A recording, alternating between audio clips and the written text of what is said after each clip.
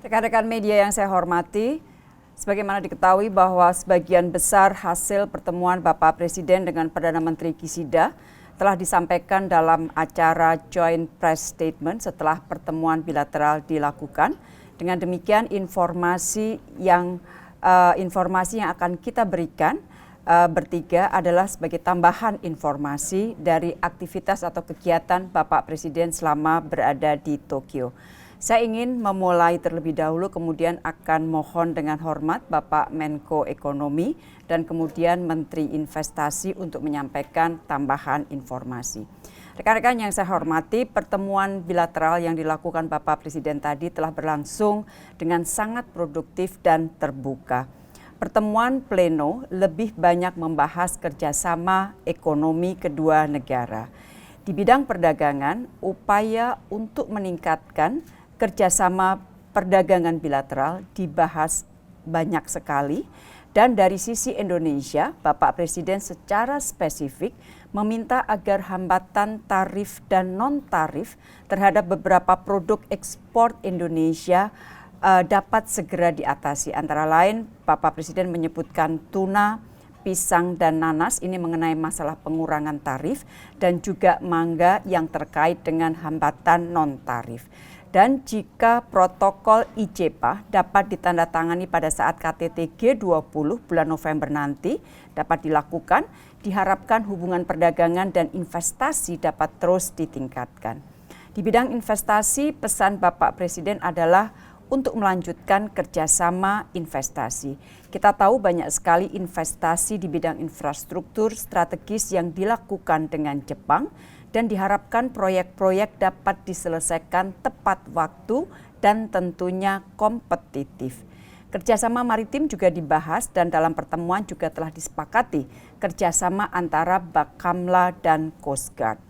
Rekan-rekan, kedua pemimpin juga membahas isu kawasan dan dunia di dalam working lunch, dan Jepang sangat menghargai kepemimpinan Indonesia di kawasan. Jepang juga sangat menghargai kepemimpinan Indonesia di G20. Perdana Menteri Jepang menyampaikan selamat atas keberhasilan Indonesia menyelenggarakan beberapa kali pertemuan, termasuk diantaranya pertemuan Menteri Luar Negeri dan Menteri Keuangan dengan hasil yang baik. Perdana Menteri Jepang mengatakan tidak mudah mengelola situasi dunia saat ini, namun Indonesia dinilai dapat melakukan kepemimpinannya dengan baik. Apresiasi ini juga diberikan pada saat Bapak Presiden bertemu dengan Ketua Japinda dan Ketua Liga Persahabatan Parlemen Indonesia-Jepang secara terpisah. Mereka yakin bahwa Indonesia akan dapat menjalankan kepemimpinan Indonesia juga di ASEAN tahun depan. Kemudian isu yang dibahas di dalam acara Working Lunch antara lain juga mengenai masalah Ukraina, situasi di Myanmar, Semenanjung Korea, Laut Cina Selatan, dan non-proliferasi nuklir. Pesan yang disampaikan Bapak Presiden pada intinya adalah di tengah situasi dunia yang penuh rivalitas, Indonesia justru lebih giat membangun kerjasama dan persahabatan dengan negara-negara dunia. Indonesia akan terus merajut persahabatan demi stabilitas dan perdamaian, dan juga demi kemakmuran dunia. Atas pertanyaan PM Kishida, Presiden juga menyampaikan hasil kunjungan ke Kiev dan Moskow pada saat acara Working Lunch. Pesan yang senada juga disampaikan Presiden pada saat berbicara mengenai situasi Laut Cina Selatan. Bapak Presiden menyatakan penting bagi semua negara menjaga stabilitas perdamaian di Laut Cina Selatan. Dan satu-satunya jalan agar stabilitas dan perdamaian terjaga adalah dengan menghormati hukum internasional, terutama UNCLOS 1982.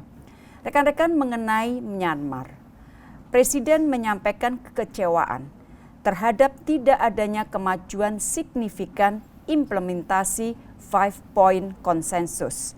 Semua perkembangan di Myanmar, termasuk hukuman mati terhadap tahanan politik yang baru-baru ini dilakukan, menunjukkan adanya kemunduran, bukan kemajuan dari implementasi 5 Point of Consensus. Semua perkembangan menunjukkan tidak adanya komitmen junta militer Myanmar dalam mengimplementasikan 5 Point of Consensus. Sebagai informasi teman-teman, ini dari saya, bukan dibahas di dalam pertemuan Presiden. Sejak situasi terakhir terjadi, Indonesia termasuk yang pertama mendorong agar Chair ASEAN mengeluarkan statement. Indonesia juga secara aktif berikan masukan terhadap draft Chair statement. Saya sendiri mengusulkan bahwa pertemuan AMM di Phnom Penh pada awal Agustus ini, perkembangan situasi di Myanmar penting untuk dibahas secara khusus. Sudah hampir 1,5 tahun 5 Point of Consensus disepakati. Sudah waktunya ASEAN membahas lagi secara lebih serius tidak adanya progres yang signifikan terhadap implementasi 5 Point of Consensus. Itu dari saya teman-teman, dan sekarang dengan hormat saya mengundang Bapak Menko Perekonomian untuk menyampaikan beberapa hasil pertemuan terkait kerjasama ekonomi dan tentunya akan disusul oleh Bapak Menteri Investasi. Pak Menko, dipersilahkan. Terima kasih Bu Menlu, Pak Menteri Investasi, Bapak Ibu teman-teman media, cetak maupun elektronik. Tadi saya juga menggarisbawahi apa yang disampaikan Bapak Presiden, bahwa target untuk pembahasan IJPA ini disampaikan baik dalam tadi penjelasan pers Bapak Presiden dalam pembahasan dengan Perdana Menteri Kishida dan terkait dengan ekspor daripada perikanan dan makanan minuman dari Jepang, itu sudah diberikan kemudahan oleh Indonesia dengan pencabutan larangan, dan itu langsung juga disebutkan oleh Perdana Menteri Kishida. Dan terkait dengan Indonesia tentu masih ada beberapa pending issue terkait ekspor Indonesia di bidang perikanan maupun terkait dengan produk-produk hortikultura. Jadi sebagai contoh, ekspor tuna dari Indonesia masih dikenakan tarif sebesar 7%, kemudian ekspor daripada pisang maupun nanas masih dikasih regulasi bea masuk 10-20%, dan bahkan diberikan yang dinolkan hanya diberikan kuota untuk 1.000 ton ke bawah. Nah tentu ini yang tadi Bapak Presiden minta disesuaikan dengan negara-negara ASEAN lain atau sama dengan nol. Kemudian terkait dengan pembahasan IJPA juga ada inisiatif untuk New MIDEC, yang ini adalah terkait dengan industri mold and dies dan juga terkait dengan sistem operasi industri 4.0 atau making Indonesia 4.0, yaitu support untuk digitalisasi dan ditambah lagi untuk pelatihan daripada tenaga kerja di sektor pariwisata. Demikian pula ekspor buah manggis, kita minta ada fleksibilitas, terutama percobaan untuk ekspor ke sana, dan Perdana Menteri menjanjikan akan adanya semacam technical assistance agar memudahkan ekspor. Kemudian terkait dengan detail tadi bicara mengenai investasi yang disampaikan dalam rapat dengan Perdana Menteri, ini rencana investasi baik dari Mitsubishi Motor yang sebesar 10 triliun, kemudian juga Toyota Group sebesar 21 triliun, dan ini juga disampaikan bahwa Bapak Presiden sendiri hadir dalam acara ekspor baik itu oleh Mitsubishi maupun oleh Toyota. Dan itu menunjukkan komitmen daripada Indonesia untuk ekspansi di sektor otomotif. Dan juga tadi disebut terkait dengan pengembangan pelabuhan Patimban, di mana ini diekspor investasi ya salah satu konsorsium oleh Toyota Suso, di mana tahap pertama ini sudah investasinya dengan loan JICA sebesar 14 triliun, dan ini minta didorong untuk investasi lanjutan sebesar 9,5 triliun, dan juga tahap pelakukan persiapan terkait dengan jalan ataupun akses pelabuhan Patimban, di mana ini dikerjakan oleh Badan Usaha Jalan Tol sebesar 14,11 km dan melalui loan ini sebesar 22,94 km. Kemudian tadi Bapak Presiden juga menyampaikan terkait dengan MRT, terutama fase 2 mulai dari Bundaran HI sampai dengan kota, dan kemudian fase 2B dari kota ke Depok Ancol Barat. Dan Bapak Presiden minta dari segi perhitungan, terutama cost daripada per kilometer, di mana ini karena seluruh desain, engineering, dan construction itu disiapkan oleh konsultan Jepang, sehingga ini diminta untuk dilihat lebih detail. Demikian pula untuk MRT dari East ke West, jadi proyek MRT Timur Barat. Kemudian juga Bapak Presiden minta agar proyek Proving Ground di Bekasi yang merupakan pengetesan otomotif dalam bentuk sirkuit dengan investasi sebesar 1,81 triliun, dan ini juga dilakukan oleh Toyota Tsusho, ini diminta untuk dilakukan percepatan karena ini menjadi penting untuk ekspor otomotif Indonesia.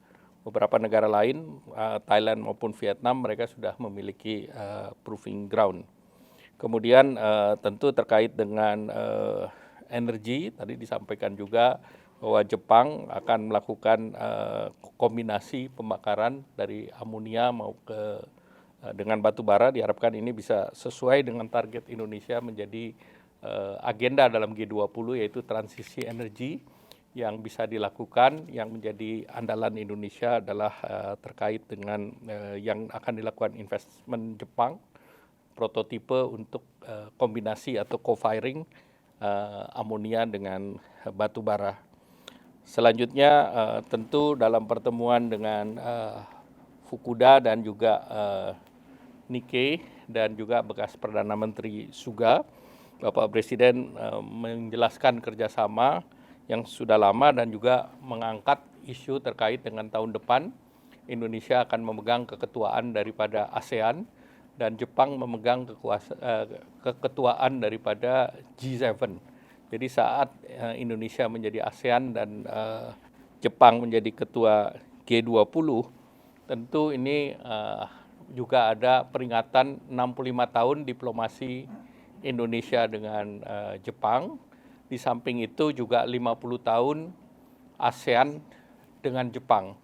Dan pertemuan ASEAN-Jepang tahun depan direncanakan akan dilakukan di Jepang, dan pada saat itu akan ditelurkan semacam visi 50 tahun ke depan ASEAN dan Jepang, dan tentunya dengan keketuaan Bapak Presiden Jokowi tentu kepentingan untuk ekonomi ke depan dan kerjasama strategis ke depan itu menjadi penting. Karena sesuai dengan apa yang pernah didorong oleh mantan Perdana Menteri Shinzo Abe bahwa Jepang adalah kemitraan strategis daripada Indonesia. Kemudian juga diangkat mengenai kerjasama sumber daya manusia, di mana tadi diingatkan oleh Yasuo Fukuda terkait dengan keberadaan Universitas Dharma Persada yang menjadi salah satu bagian dari kerjasama SDM Jepang dengan Indonesia. Mungkin selanjutnya silakan Pak Menteri Investasi. Baik, terima kasih Pak Menko dan terima kasih kepada Ibu Menlu. Saya hanya bagian menambahkan karena yang umum-umum tadi disampaikan oleh Ibu Menlu dan Pak Menko. Teman-teman media yang saya hormati, bahwa tadi beberapa agenda lain yang belum disampaikan oleh Pak Menko adalah terkait dengan forum CEO, di mana salah satu tujuan kunjungan Bapak Presiden ke Jepang juga adalah melakukan kunjungan ekonomi, khususnya investasi.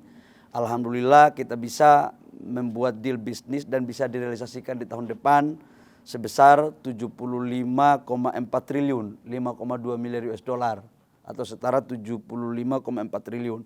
Ini investasi baru, khususnya investasi di bidang pembangunan metanol, kemudian pembangunan ekspansi mobil, kemudian energi baru terbarukan. Dalam arahannya Bapak Presiden menemui sekitar 10 CEO perusahaan di Jepang yang sudah ternama dan bahkan sudah beroperasi di Indonesia.